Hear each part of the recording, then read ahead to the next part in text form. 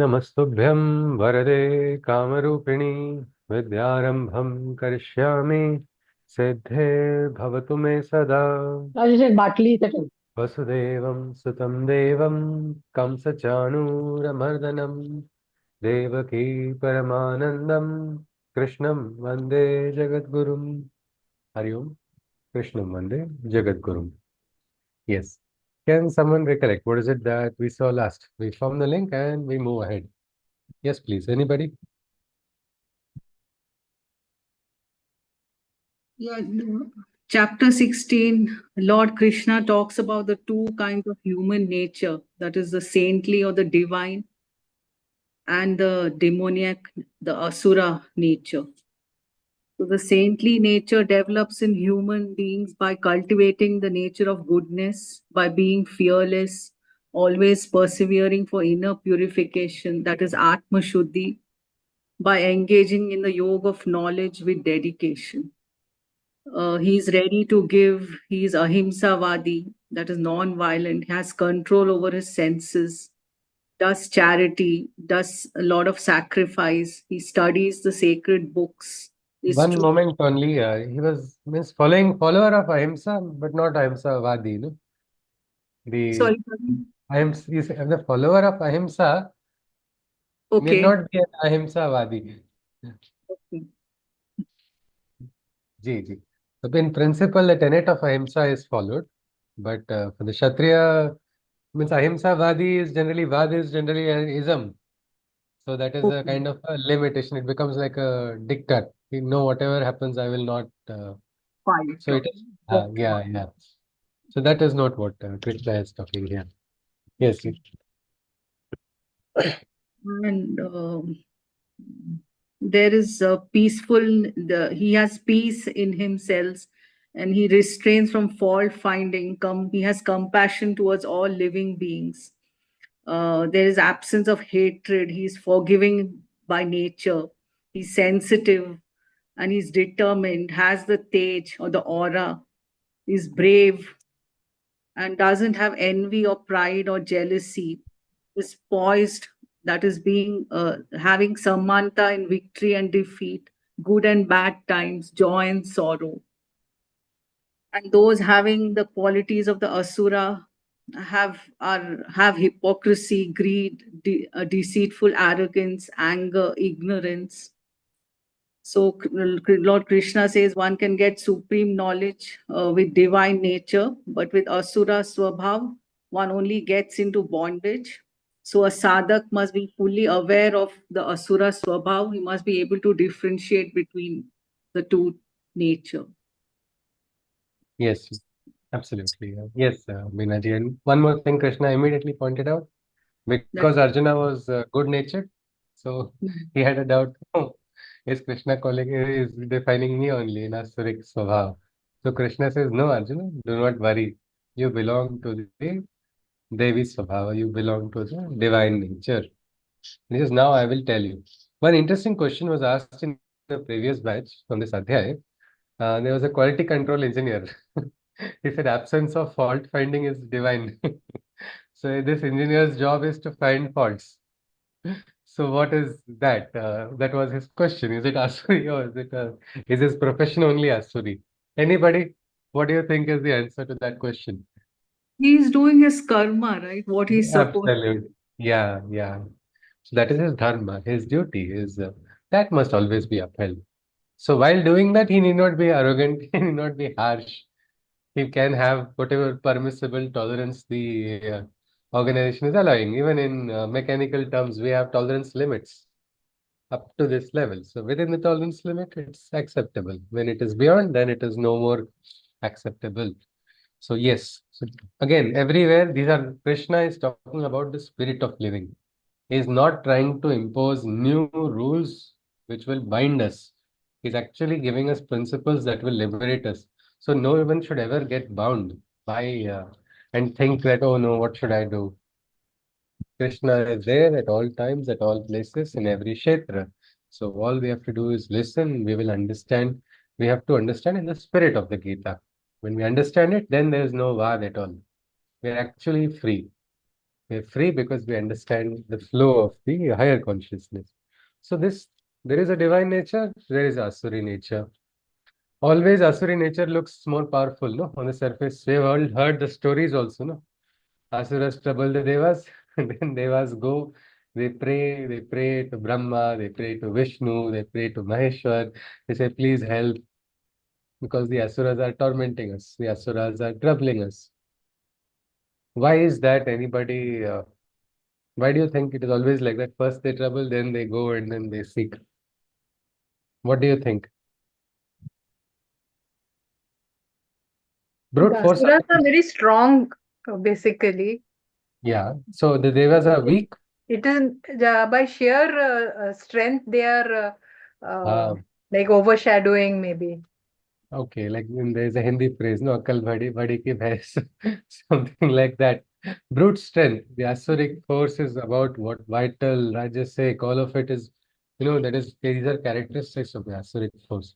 Initially, Asuric force looks like it is very powerful. That is why many times when you stand on the right side, you feel you are alone, isn't it? When you have high ideals in your world only, in your own life, you just look at, I think everybody can look at their own life experiences. The moment you say, I want to stand by my principle, no, no, no, world will crush you. No, you shouldn't follow this. You're alone. Nobody in the world is going to follow these principles. Why are you doing all of this? There is no place. Look at Pandava's case, no? Their gurus have gone on the opposite side. Guru Dronacharya, Pitamaha Bhishma, these are all exalted souls. They are almost like devas, that much reverence.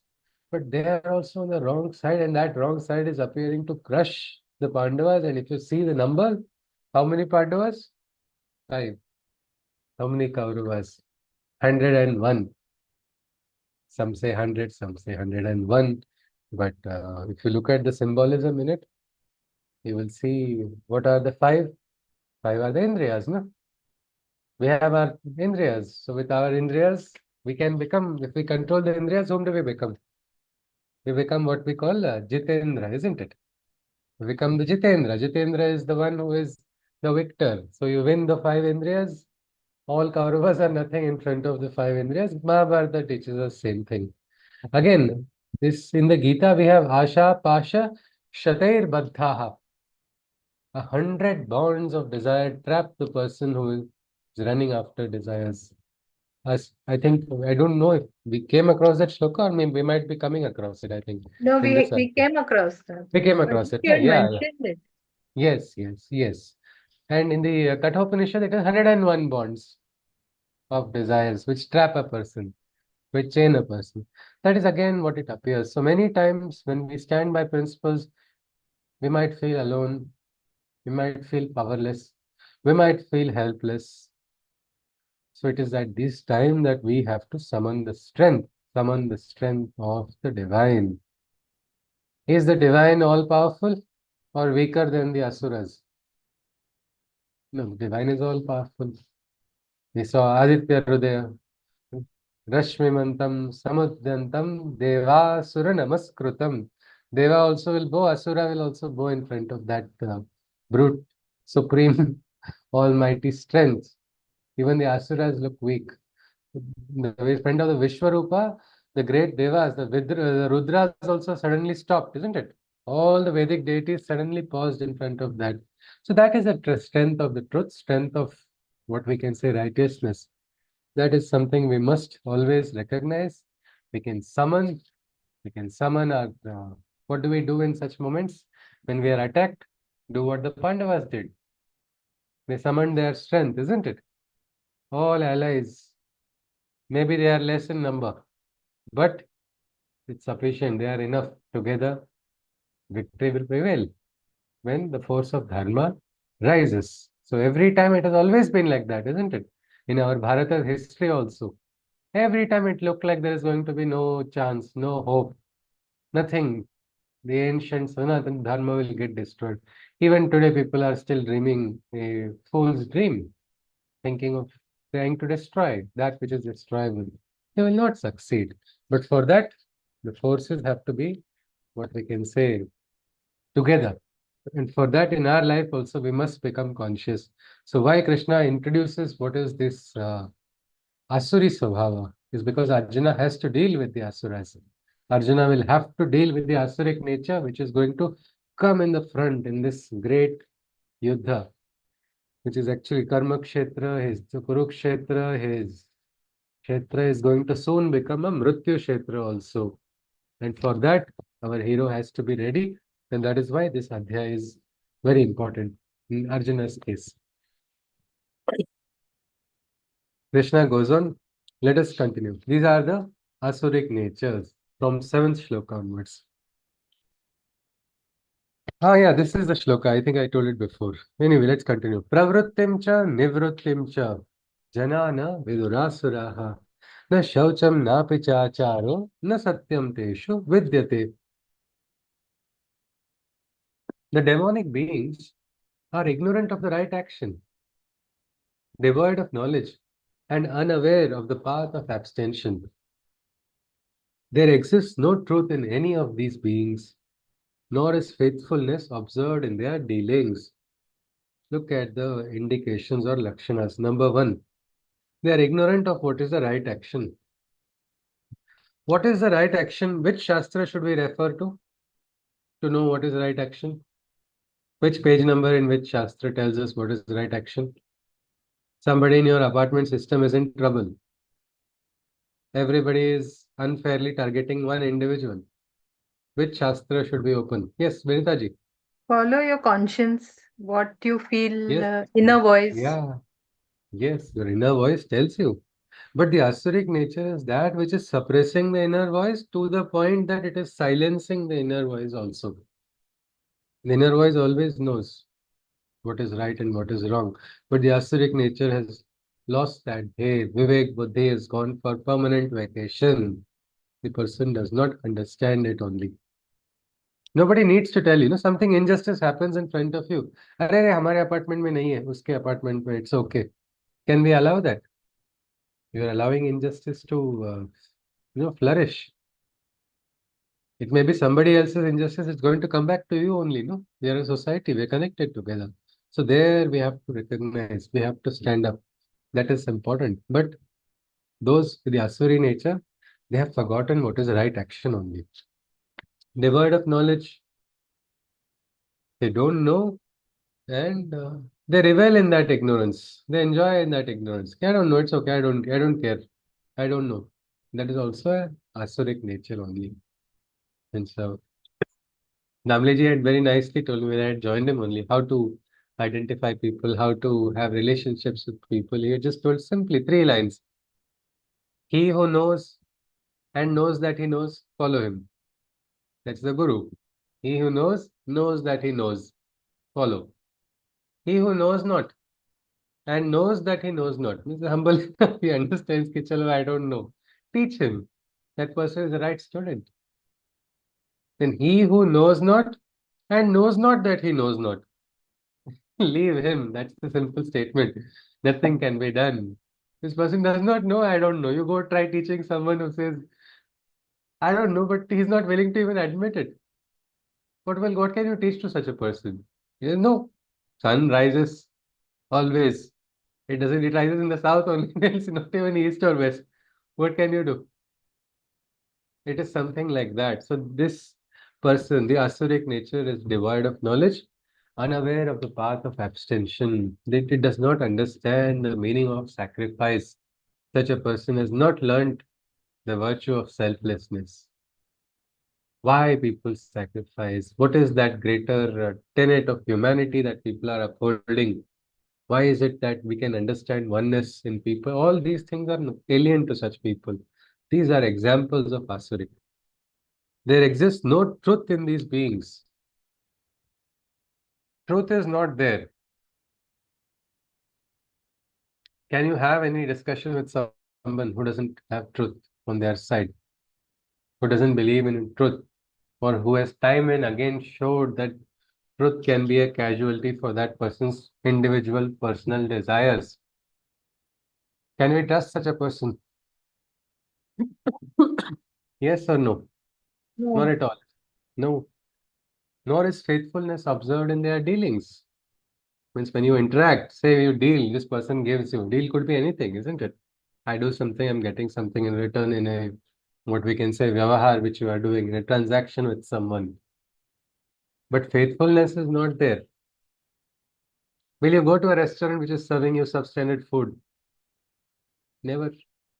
Once you realize it, why? It's a risk, isn't it? It's a big liability.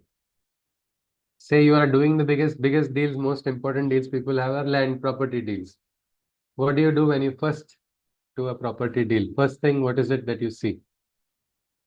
Yeah, you call the advocate, you get the opinion, you get all of the, what we can say, previous history, you try to understand, but most importantly, you try to find out reputation of the person, isn't it?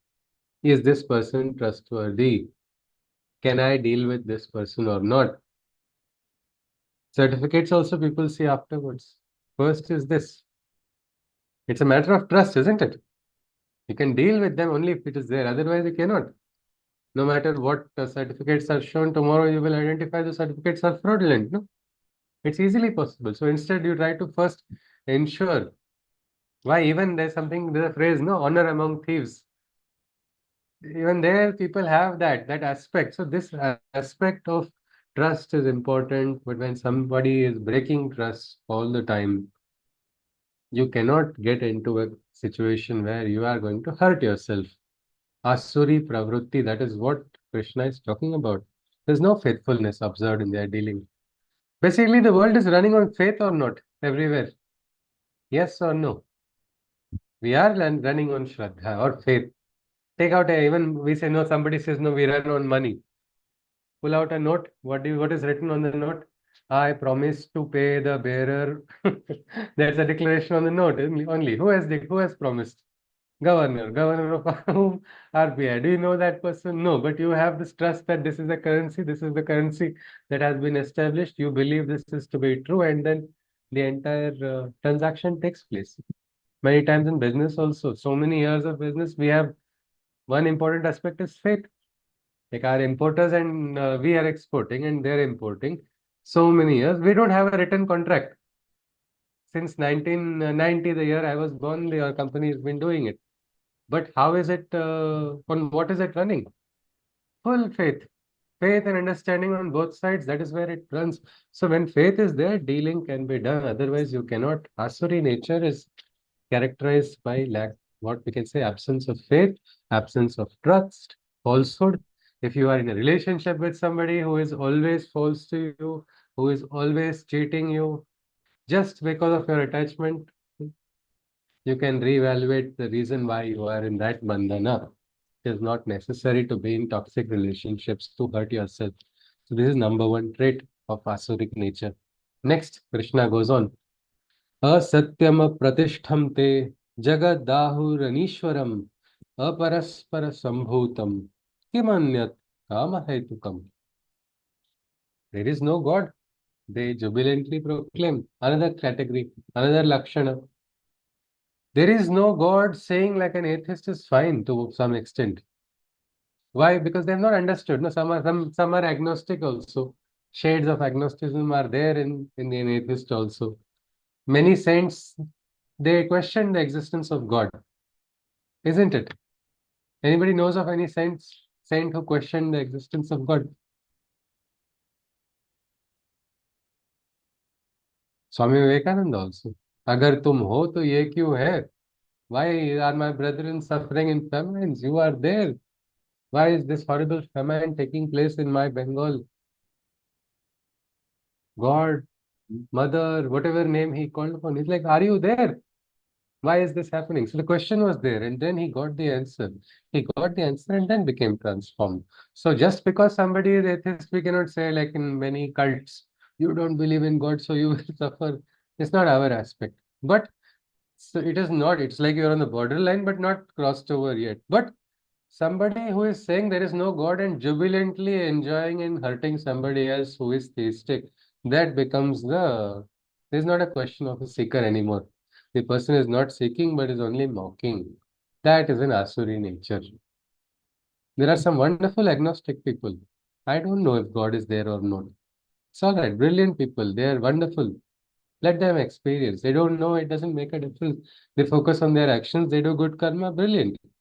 Maybe they'll realize if they are having that punya. Maybe they'll not realize. But when somebody is mocking everybody's shraddha just for the sake of that, that becomes asuri. That alone is not bad, but that has, like you see, one bad habit, addictions. They lead to other, what we can say, cascading effects, no, in life. So like that, this particular aspect also. First, there is no God. Then they say there is no truth in the world. So they claim there is no God. There is no truth in this world. No higher truth. No higher purpose. No direction. No meaning. This is the second claim of them. The origins of the world they dismiss as mere chance. Everything is happening because of chance. I had a very nice, interesting discussion with a scientist in a conference. He said, we are all hormones. We are just enzymes. And he went on and on for, I don't know why, 45 minutes he was sitting next to me, and somehow the person next to him was interested in that conversation before he got irritated. And they had an argument after the session. But it was just going on. In this world, everything is just a fluke. There is nothing beyond that. Then comes the next part. Only desire is its foundation. Only desire is its sole foundation. Thus is their stance. Because something must be there, no? Even for somebody who does not have faith in God, that is also his faith, no? God is not there, is his faith. Everybody needs a Shraddha. So this person has chosen the opposite. He's taken the Asuric path, where not only is he mocking, then he's questioning the very essence of anything. Now, what will happen to somebody who does not have believe in higher in God or in higher truth? Everything is a fluke. So what is the best then? Well, whoever is present with maximum. Runam kritva ghritam pibet. Of course, Charvaka's philosophy, if we see deeper, it has a different, deeper meaning also. He has given a tarka, and many of the Mimamsa schools accept his logic and everything. But when you misinterpret it, it becomes a problem. Rinam kritva ghritam pibet, this word itself. Who knows whether God is there or not? So what do you do? Incur depths and drink ghee. That's what his advice is. Is this a good advice? Parents can start, who knows God is there or not? Let us enjoy. Afterwards, we don't care what's going to happen. What will happen? Say parents' lifetime gets over. Does the debt also vanish? No, it goes to the children, isn't it? And you are trying to enjoy life by taking from somebody else. So you are now probably in credit balance, but somebody goes in debit balance, isn't it? You've cheated somebody or you've not returned someone's shares. So it is not what we call a very ideal perspective. So this is what Krishna is saying. And they descend to that desire as a sole foundation. What did we learn about desire in the Gita? Anybody in the first and second adhyaya, only Krishna talked about desires, isn't it? Can someone tell me? Yes? About desires, do they get fulfilled? Desire and anger are the two perennial enemies. Kama Esha, Krodha Esha, Rajo Guna Samudbhava, the great enemies. They make the wisest of wise, strongest of strong, most qualified, most talented. These people also fall in one instant, in one kshana. And problem with desire is desires don't get fulfilled. But somebody who doesn't believe in anything says, I have to fulfill my desires as long as I live. And I'm going to live 500 years because I'm better than everybody. That is what such a person feels. Let's continue. Etam drushtimavashtabhya nashtatmano alpabuddhayah prabhavantya ugrakarmanaha shayaya jagato hitaha. And by this falsehood alone, all life they perceive. With their minds polluted, their souls they deceive, becoming playthings of demonic forces of damnation. With violence and injury, they perpetuate only destruction. Means what happens to such people? Desire is the sole foundation, means everything the person will do to fulfill desires only, isn't it? All actions are directed towards that, and that's actually a false approach of life. But all life they are going to perceive this way only. What is the greatest desire of a drunkard? Ultimate unlimited supply of alcohol. That is Swargaloka for that person. Somebody says, no, stop it. I will ensure some yogi comes and says, I'll have enough punya to take you to Swargaloka. He says, is there alcohol there? No.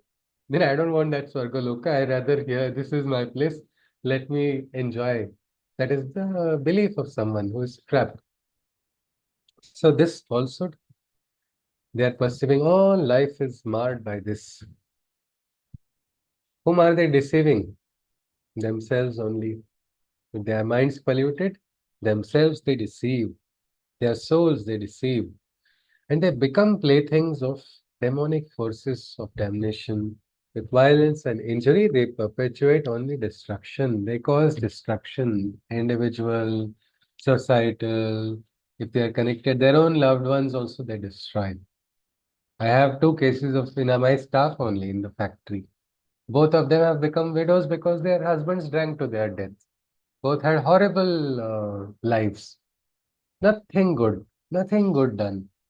And yet so hardworking. These two study. If they just tried to even just lend a little support also, it would have made such a difference to their children's lives and their own lives. But no, they had to go. One person drank in a delirium. He drank acid, thinking it is alcohol.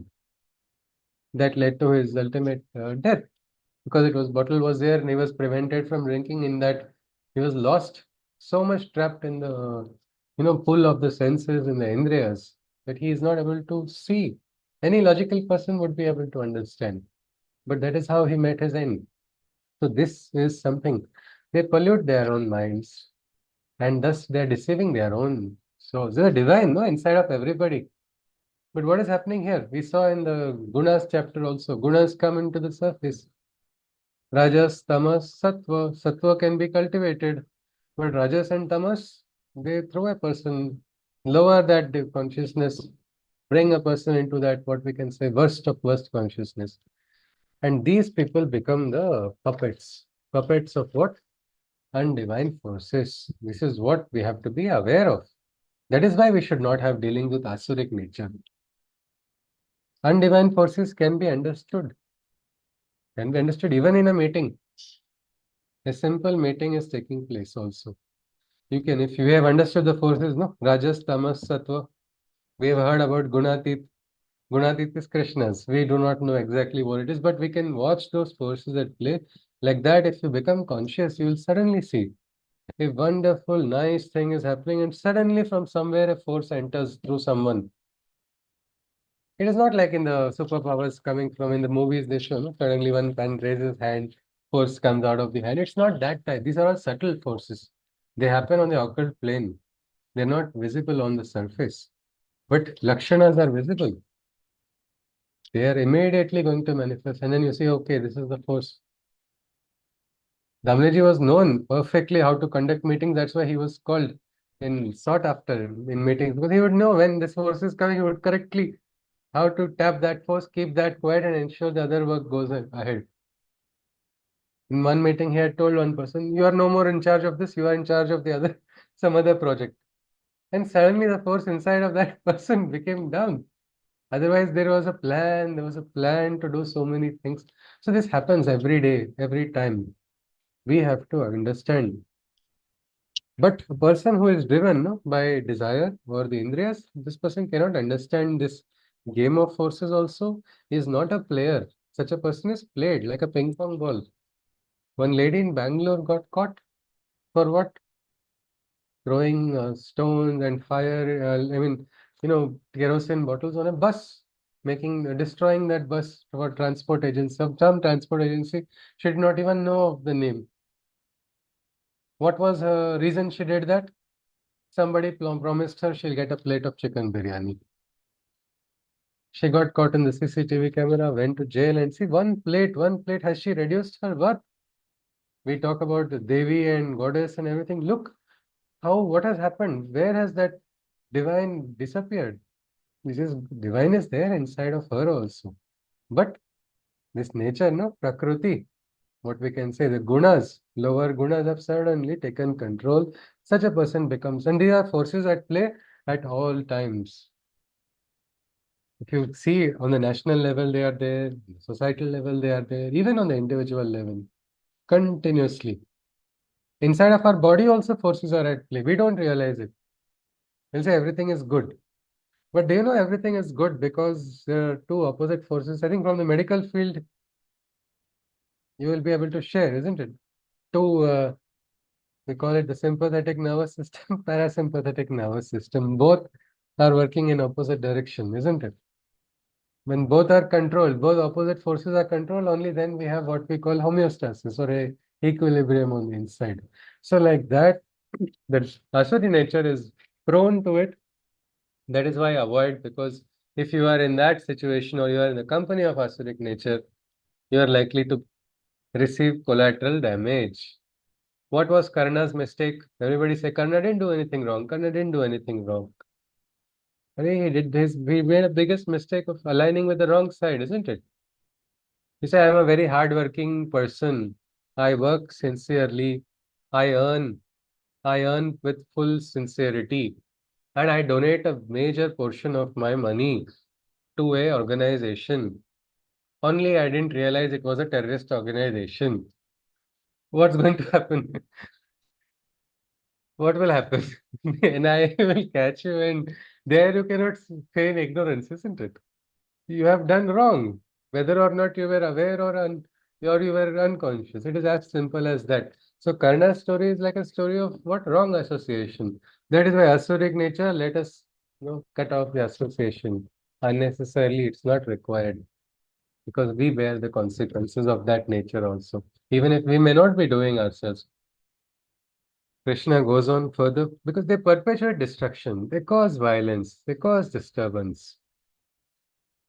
काममाश्रित्य दुष्पूरं दम्भमान मदान्विताः मोहात् गृहीत्वात् सद्गृहान् प्रवर्तन्ते शुचिव्रताः.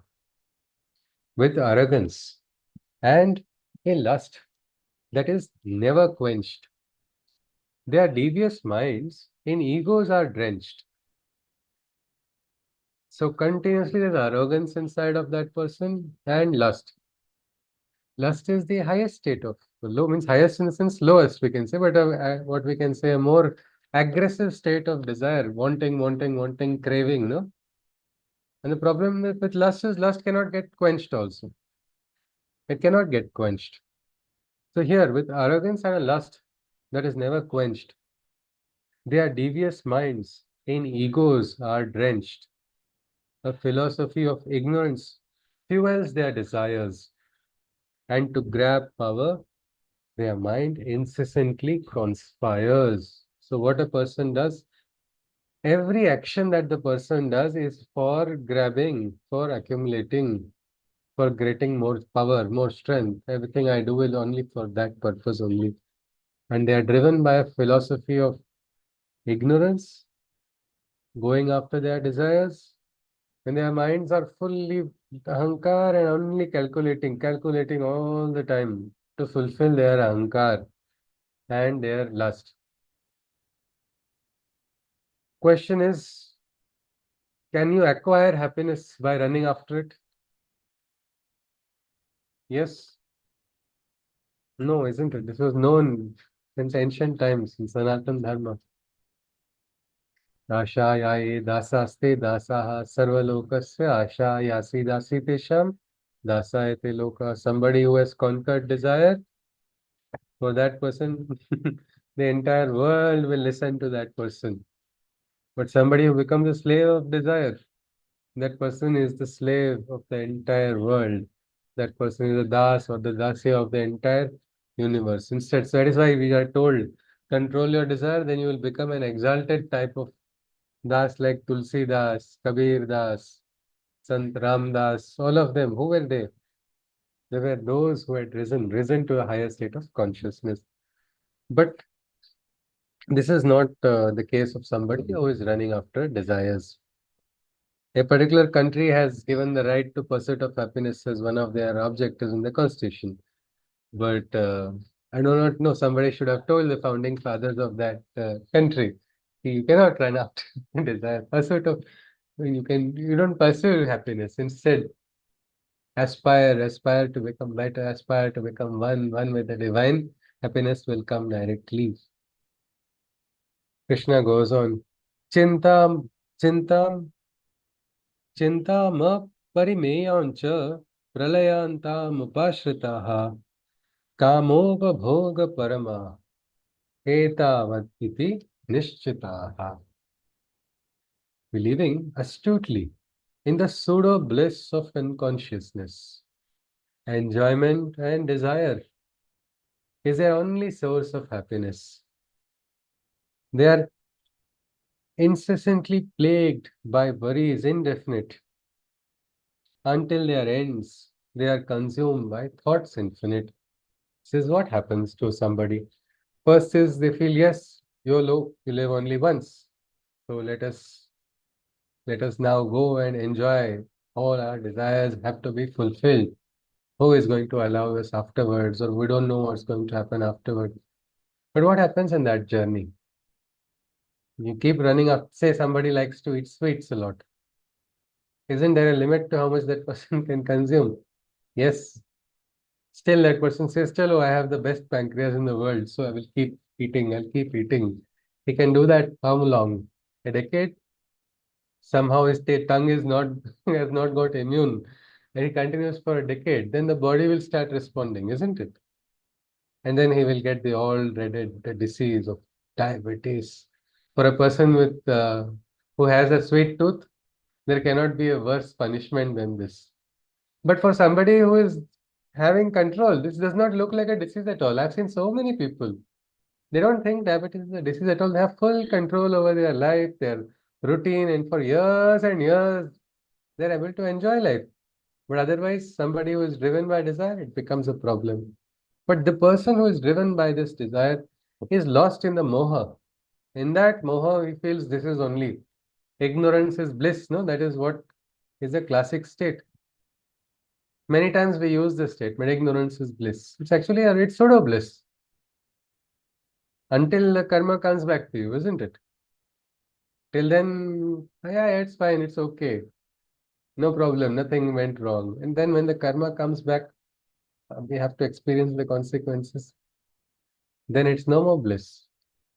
So this is something. Many times people say, we are only human.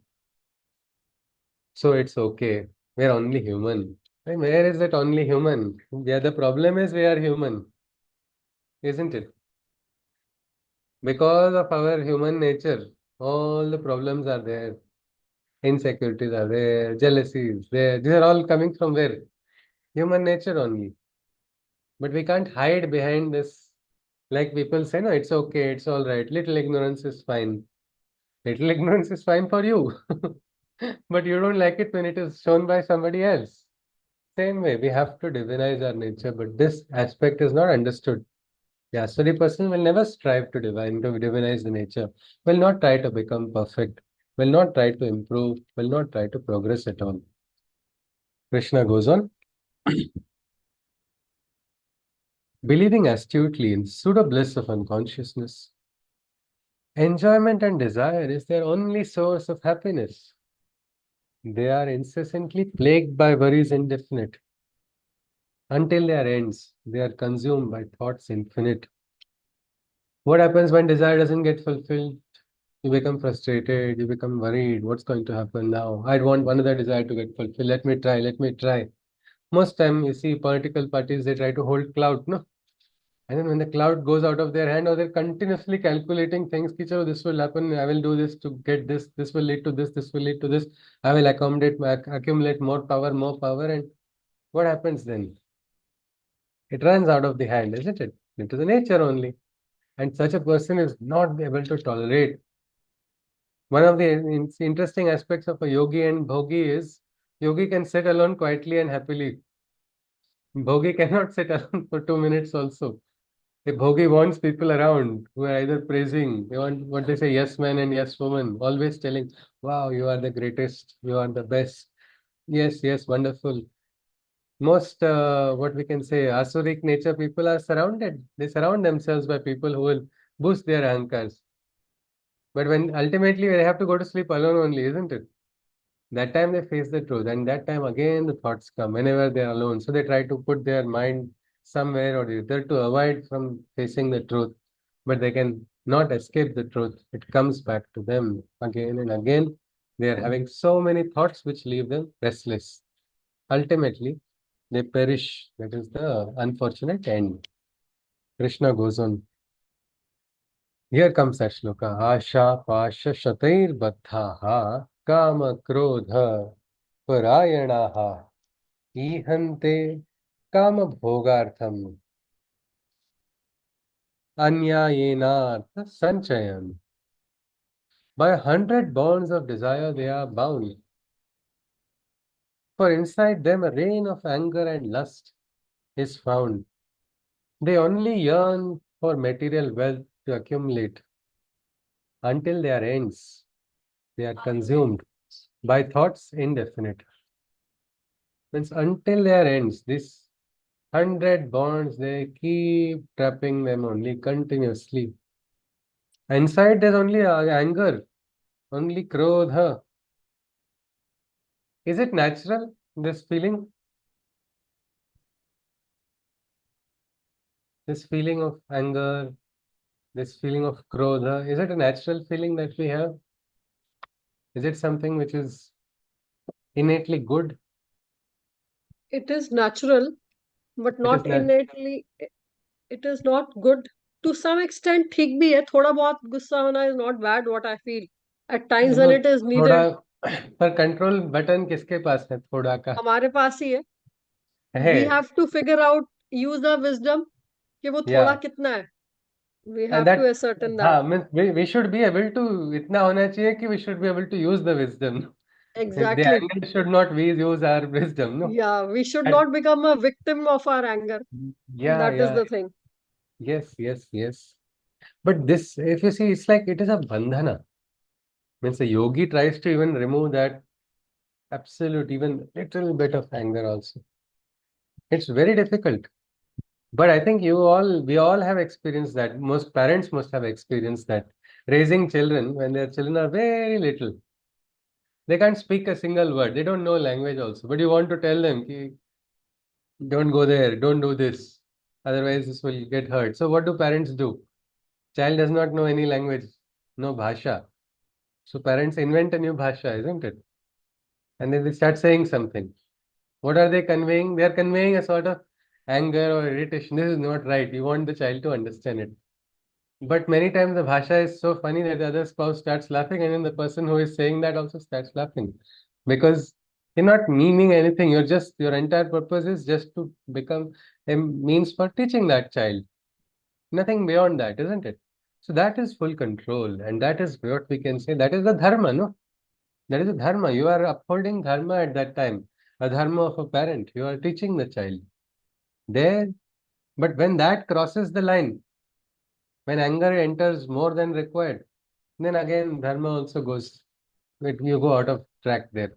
So this aspect, this rain of anger, rain of lust, this is not required inside of us at all.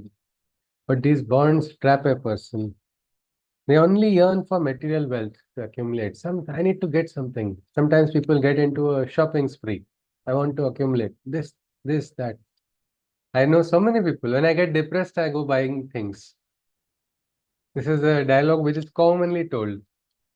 My own my sister's very close friend also told the same thing. I go shopping when I'm frustrated, I'm very unhappy. I can't tolerate it. They want to accumulate one after the other. Say we have one shoes, two shoes. What will you do with 15 or 20 pairs?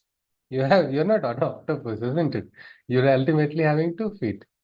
So that's fine. But so something like that, the person seeks wealth continuously. We've heard of how gangsters are born. It is basically this only, no? Kama, Krodha. and it is wrongly, it is not used for transformation. Krodha also can be used for transformation. You can become something different.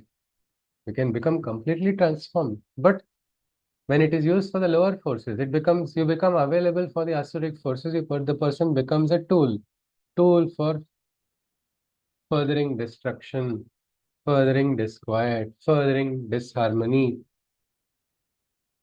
This is what happens. Anybody remembers the name of this particular gangster called Vikas Dubey? Some years back, he was in the news all over India. He was like a modern day Asura.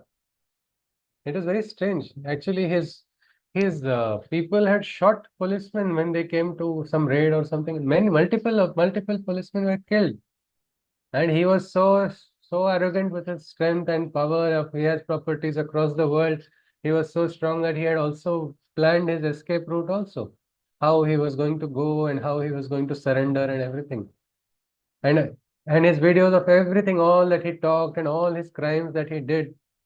It seems there was a commission. There was a commission in the village also where ration would be given by the government. A portion of the ration given to the poor would go to him.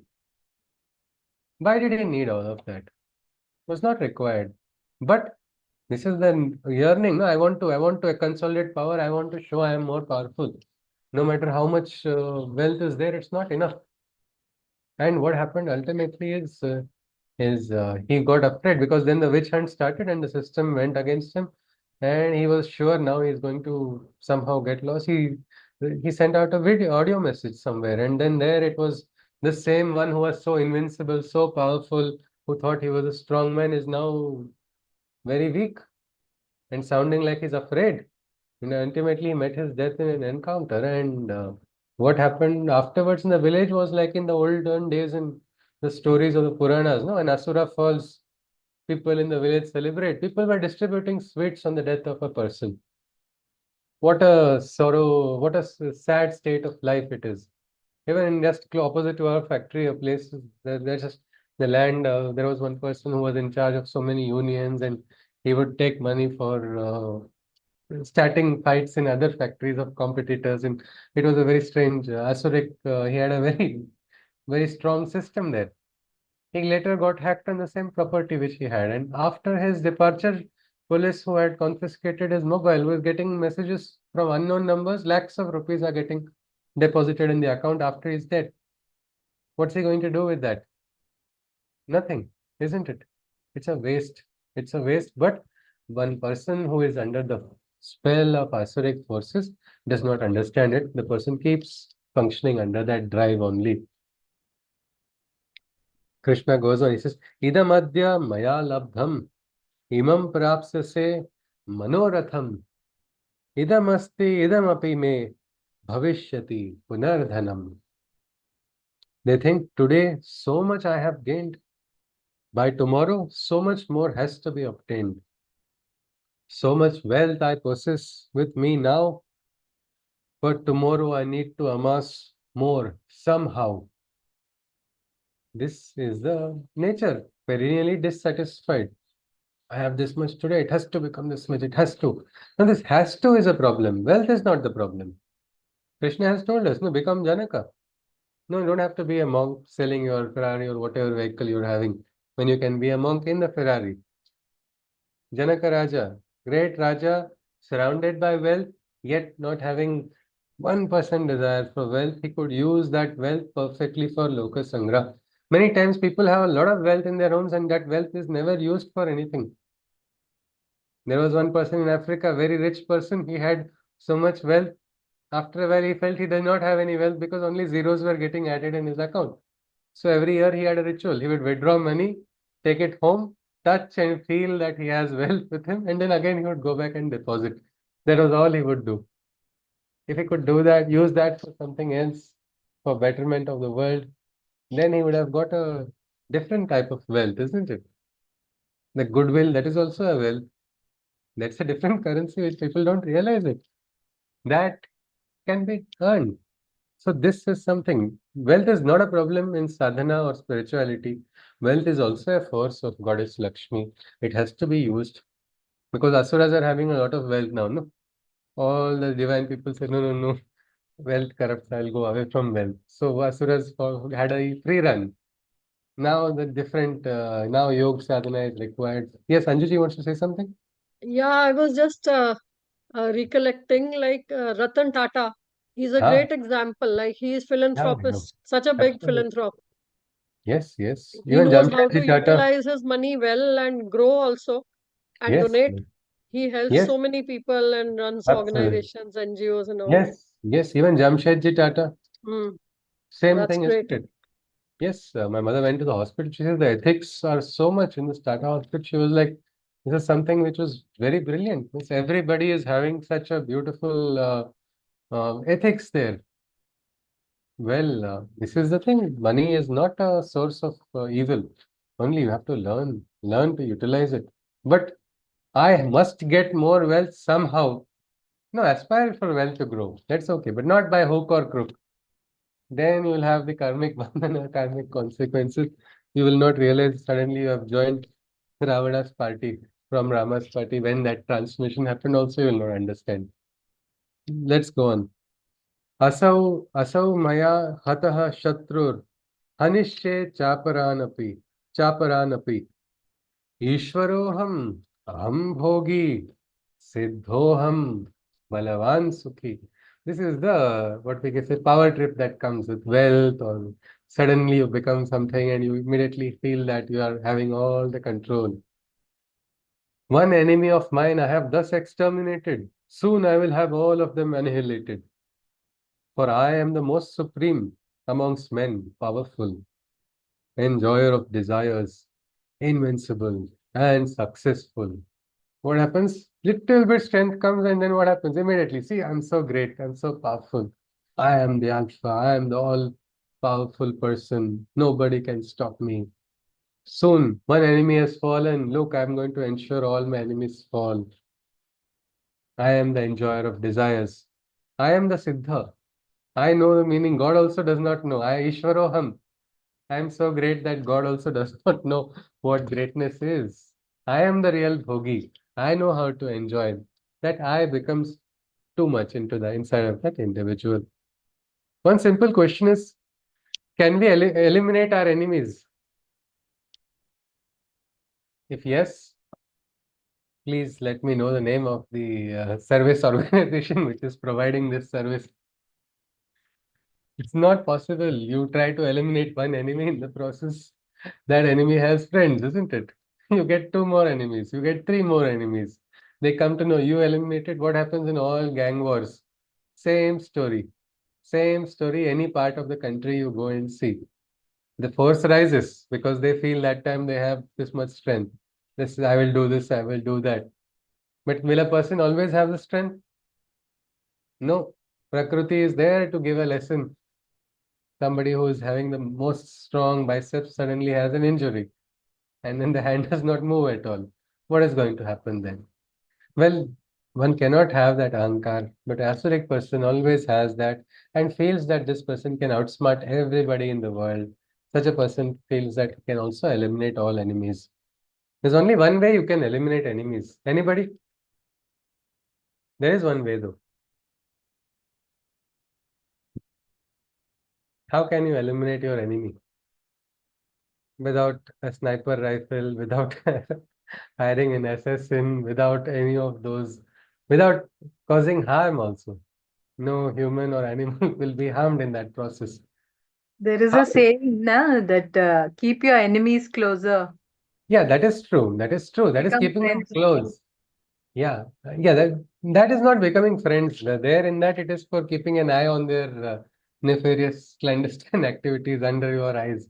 So you are ready for. You are never. That's actually a dialogue by somebody from a movie Gangster. where.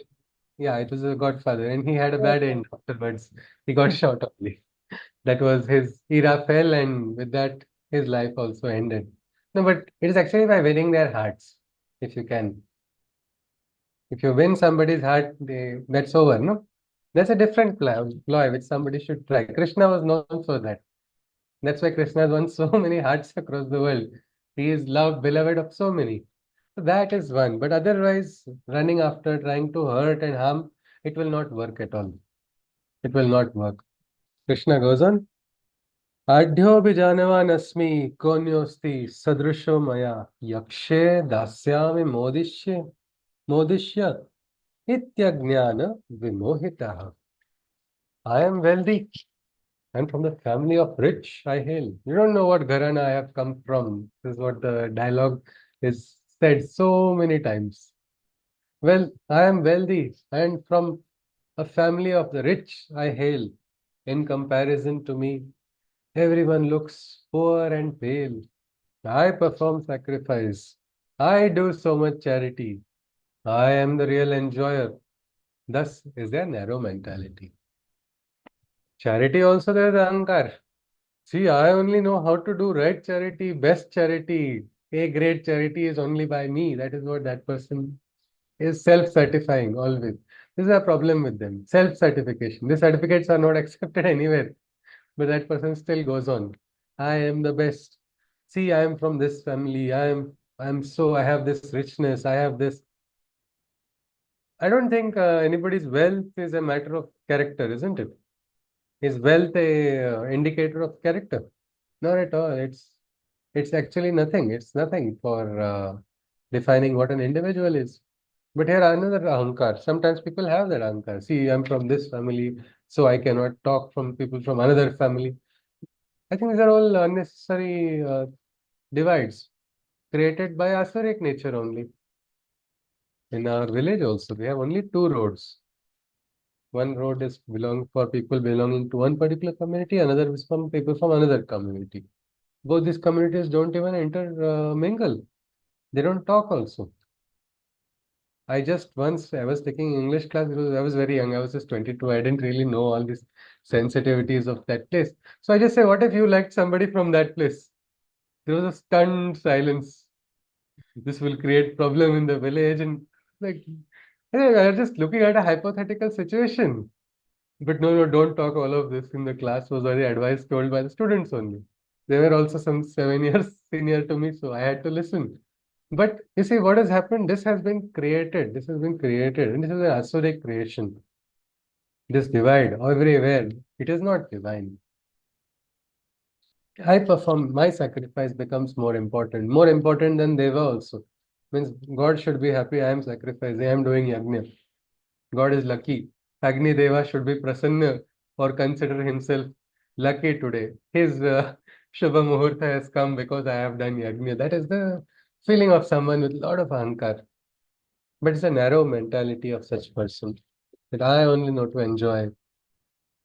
But what happens to such people? Unfortunately, they are trapped. They are trapped in what? Their desires. The desires are so huge that big traps they are having. Greater the desire, greater the trap, isn't it? That is the problem. अनेक चित्त विभ्रांता मोह जाल समावृताः प्रसक्ताः कामभोगेषु पतन्ति नरकेषु च. Their minds, which are in many ways deluded, in cravings trapped, they are ever confounded, ever restless by their endless desire. They ultimately end in lust's hellish fire. Bhuloka only becomes Narakaloka for such a person. Peace of mind is lost.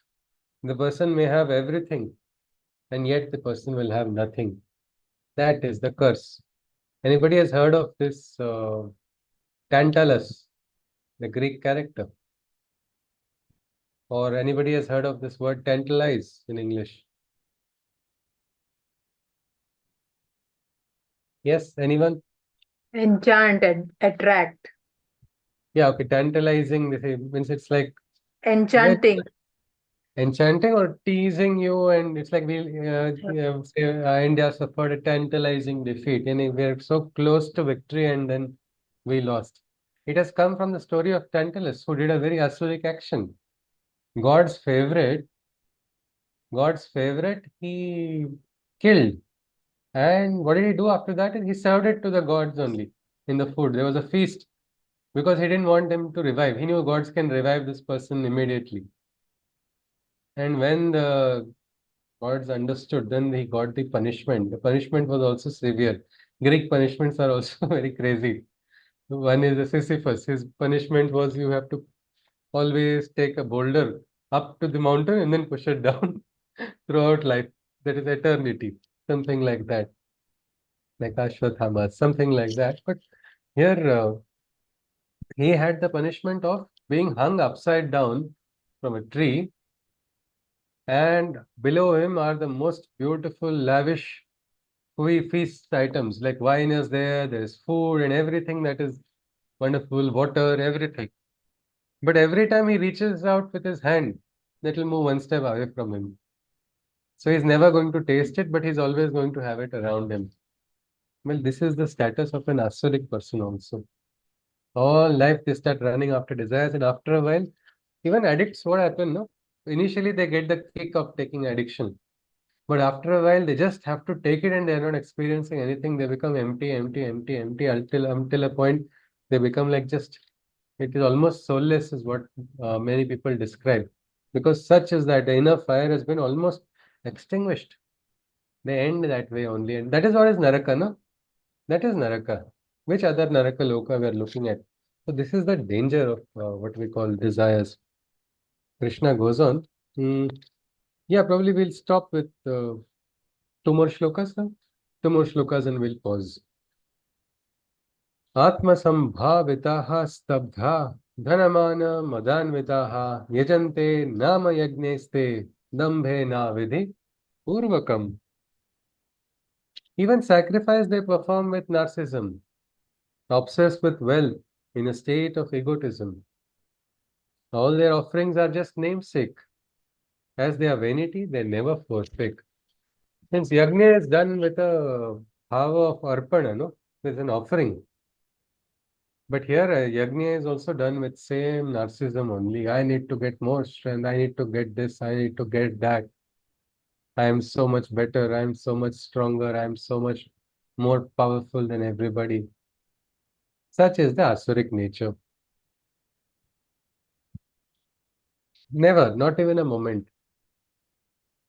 You would think in front of the divine, at least the person will become humble. No, never. Ahankaram balam darpam kamam krodam cha sanshritaha mamatma paradehushu pradvishanto bhyasuyakaha. With egoism and their strength, a bloated arrogance, and their minds consumed by desire, anger, and ignorance, they deride the God that in all living beings resides. Such a person cannot recognize. We say Vasudevam Sarvamiti. We say there is a divine in everybody, the divinity in another person. They are not able to see at all. They cannot see.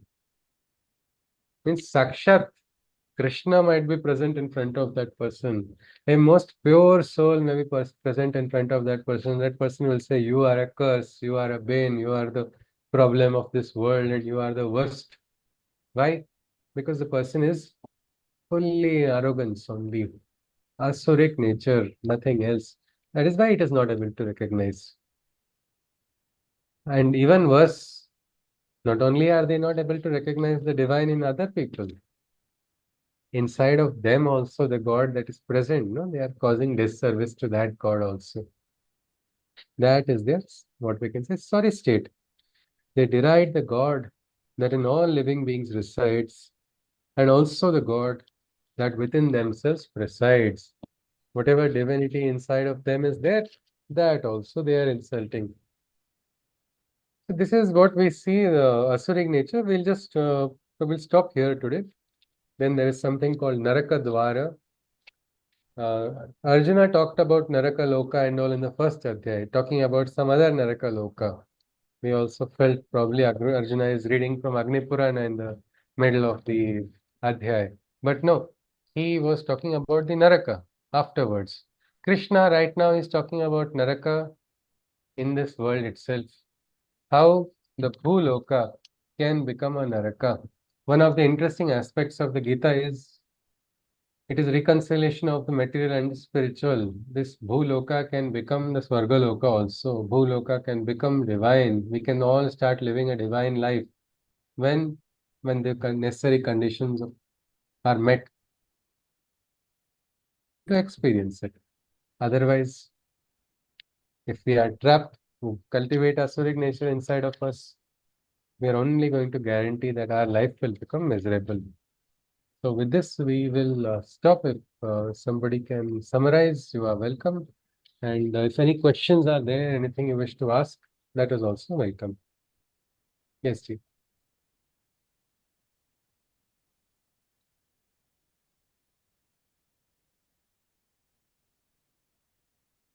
Anybody?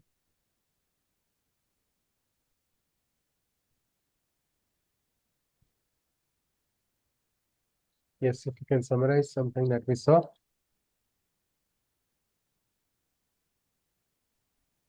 Start. Okay, yes, Chitraji. Thank you.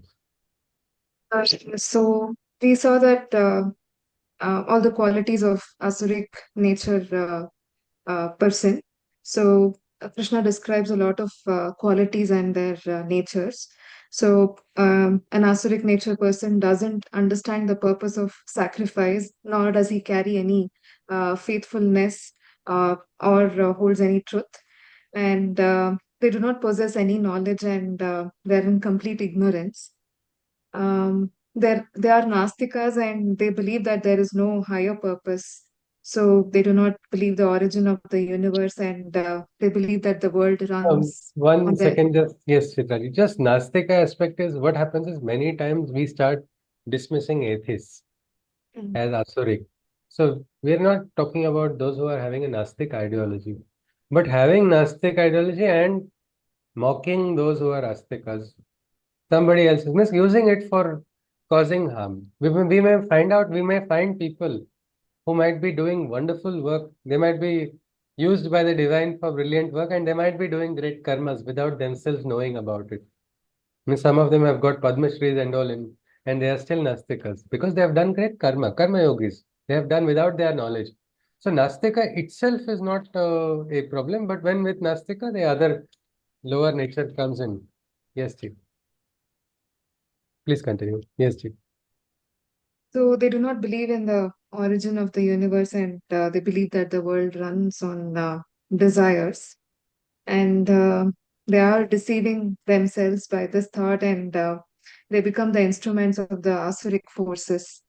So they contribute towards destruction as they indulge in violent acts.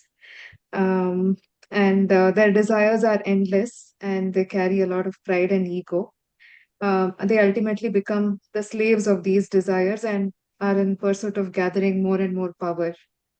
They are consumed by their own thoughts and they go after only material gains and are never content with their gains and look forward to gain more and more tomorrow.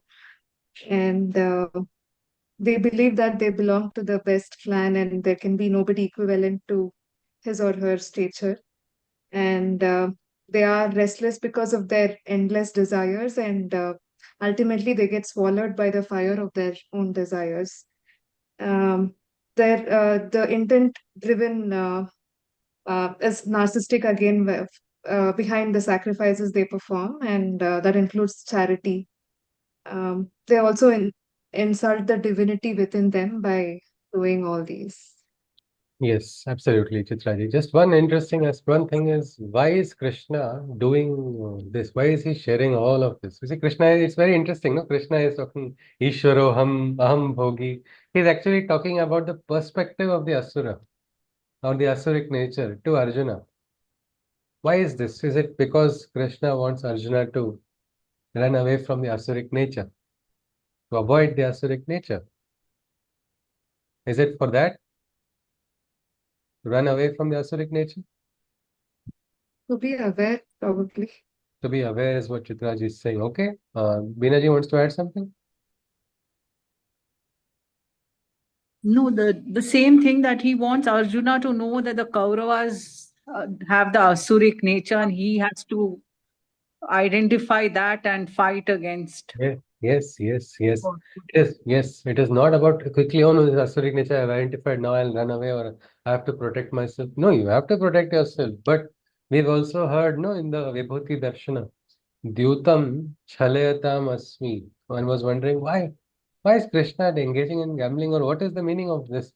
Well, it is like when the Asuric nature comes in front. Asuric nature, you have been given the playbook. Been given the playbook with which that person is going to deal. Acha, acha, you think you are a great Asura?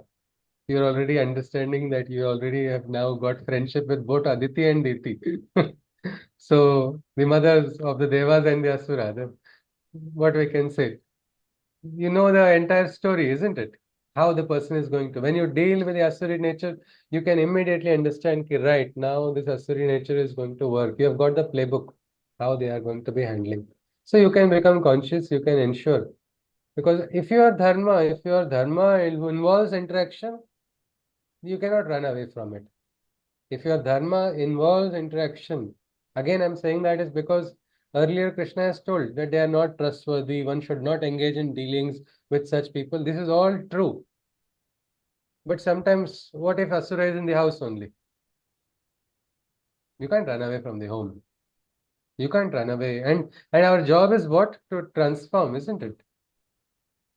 If you cannot transform the other person, at least yourself you can transform. But first aspect is you have to become aware, look at what are the rules, what is this person running on, what is the fuel is desire, fuel is swartha. When you understand that, you can easily understand why the person is behaving certain ways.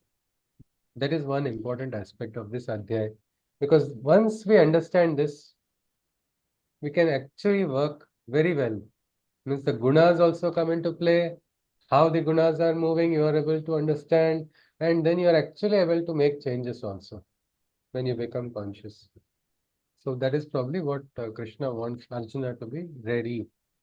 Means he should fight, his arrows should pierce the heart of his enemy, but it should not be in excitement or frustration or, all those lower emotions. Because when adrenaline flows in, it is going to flow in, no? Heart will start pumping, muscles will suddenly, everything, all mind will start functioning in a different way. Yet, Arjuna will have to bring in samatha and understand what the opponent is doing.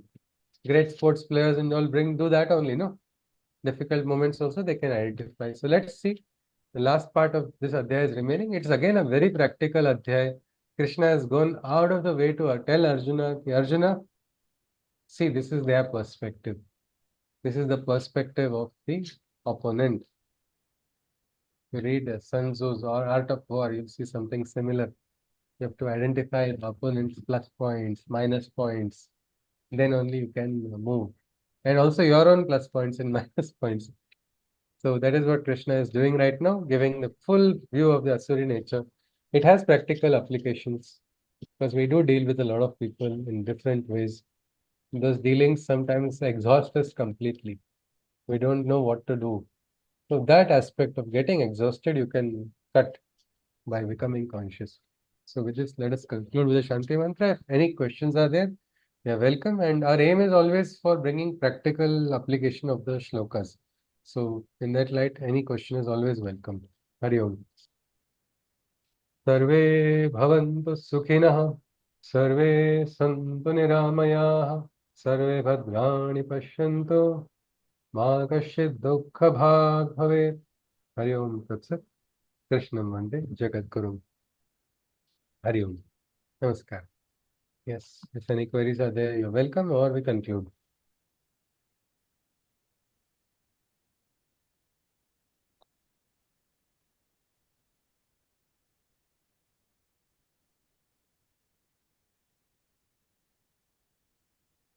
All right, then if there are no queries, we conclude.